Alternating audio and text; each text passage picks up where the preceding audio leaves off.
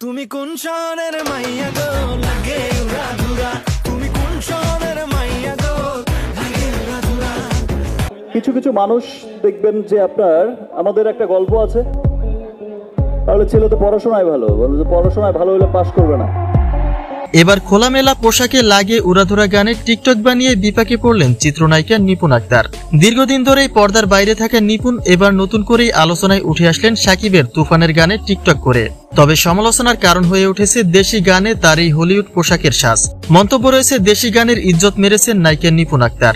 তাই তার বিস্তারিত জানতে অবশ্যই ভিডিওটি না টেনে সঙ্গে থাকুন। দীর্ঘদিন ধরে পর্দার বাইরে রয়েছেন চিত্রনায়িকা নিপুণ আক্তার।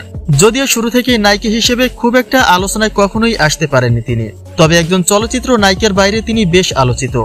বিভিন্ন সময় তার নানা রকম কাজকর্ম বেশ আলোচনায় আসে, যার ব্যতিক্রম এবারও ঘটেনি। এবার তিনি আলোচনায় এসেছেন খোলামেলা আপত্তিকর একটা পোশাকে টিকটক করে, যেখানে দেখা যায় শাকিব খানের তুফান সিনেমার লাগে উড়াধুরা গানের সঙ্গেই পারফর্ম করছেন নিপুণ আক্তার।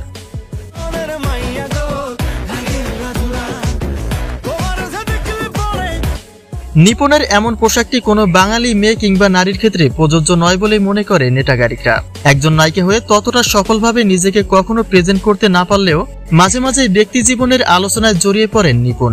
একটা সময় তো কিং খানের শিক্ষণীয় প্রশ্ন তুলেছিলেন এই নায়িকা, যে বিরোধিতা তাদের ছিল বেশ কয়েক বছর যাবৎ। তবে সেই মান অভিমান কমে গেলেও সাকিবের সঙ্গে আর কখনোই দেখা মেলেনি নিপুণের। তবে দীর্ঘ বছর পরে হলেও এবার সাকিবের গানে টিকটক করে আলোচনায় এলেন তিনি।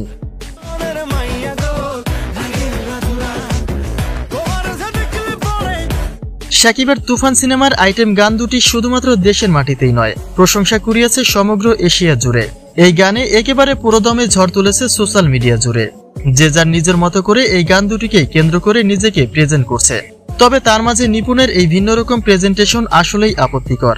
তাই তার প্রতি অনুরোধ থাকবে তিনি যেন একজন বাঙালি নারী না হোক, অন্তত একজন বাঙালি নায়িকা হিসেবে নিজেকে সর্বদা সেইভাবে প্রেজেন্ট করেন।